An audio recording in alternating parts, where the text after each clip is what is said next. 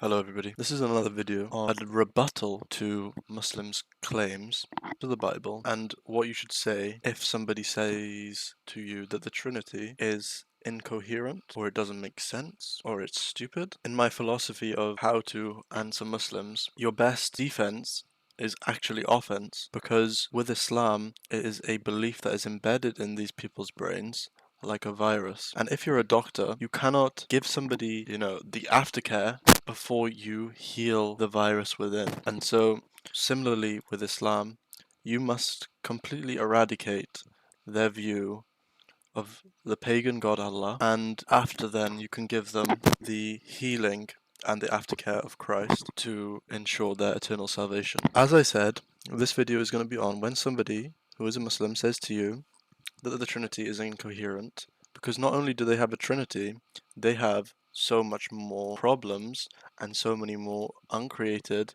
beings with minds. So when somebody says to you the Trinity is incoherent, or one of the things that I've said, the first thing that I would say back is, don't you have a Trinity yourself? This will then make them respond to your question, and they will say, no, what? We don't have a Trinity. To which you should reply, isn't the Quran the eternal, uncreated speech of Allah? So most people here will say, yes, this is here uncreated as well as Allah here. This is Allah with his two right hands and his shin. So if no, they've got a massive problem.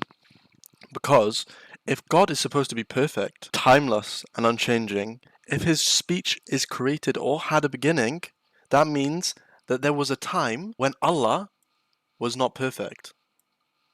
He was incomplete, because all of these things, Allah and the speech and his wisdom, make up Allah. Because if God is without his wisdom, he's not God. If God is without his speech, he was not perfect, because there was a time where he had to be changed, or he had a deficiency, which means that Allah was incomplete at a time. And that makes him not God. So they have a problem and they have a dilemma, which is why they created the notion of the Quran is uncreated. This is nowhere to be seen in the Quran, and this is why the Sunnis have created this notion that the Quran is uncreated. So now that we've established that the Quran is uncreated, that means that you have to reply, is Allah and the Quran the same being? Are they the same? And every Muslim will say no.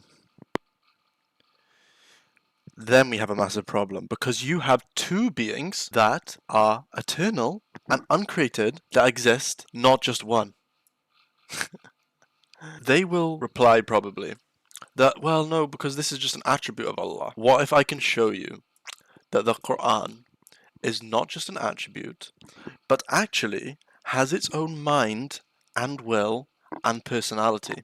Let's turn to your hadiths, where we will find these. This is in Sahih Muslim, and we are going to read that the Messenger said, recite the Quran, for on the day of resurrection it will come as an intercessor. Intercessor to who? So let's say this is you. Here's you. The Quran is going to intercede with you and tell Allah your good deeds.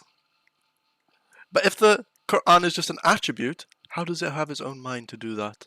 How does it have its own mind? Do you see the problem? Let's carry on with the hadith. Recite the two bright ones, Al-Baqarah, which is the second chapter, and Surah Imran, the third. For on the day of resurrection they will come as two clouds, or two shades, or two flocks of birds, pleading for those who recite them. Now, you've got an even bigger problem now, because not only is the Quran one entity, now you have different chapters of the Quran coming and pleading. So now not only do you have this Quran here, within the Quran you have chapter 2 and chapter 3 both pleading to Allah. So now what do we have? We have an Allah, we have his infinite wisdom, we have the Quran, and we have chapter 2 and chapter 3. 1, 2, 3, 4, 5. Let's go to Sunan Abu Dawud, 1400. This is Sunan Abu Dawud, 1400, and it's going to say, the Prophet said, a surah of the Quran containing 30 verses will intercede its reader till he will be forgiven. Blessed is he in whose hand is sovereignty. Let's go back to our drawing. So now what do we have? We have chapter 2, chapter 3, and chapter 67 all interceding for you on the day of judgment until he will be forgiven. So all these different surahs have their minds to intercede for you. This is not just in Sunan Abu Dawud, but is also in Al-Tirmidhi, and it says, indeed there is a surah in the Quran of 30 ayat which will intercede for a man until he is forgiven. He is going to plead for you. So this chapter right here, wow, how amazing is this? This chapter here, chapter 67, is going to beg Allah for you. He's going to come, chapter 67 is going to come and beg, Allah please forgive him. Oh my gosh, please, until you are forgiven. He has his own mind to plead for him to forgive you. Please Allah, with your shin, with your two right hands, please, can you forgive this man? And they call the Trinity incoherent. Imagine having this much stupidity because your Prophet didn't realize that the word of Allah has to be eternal.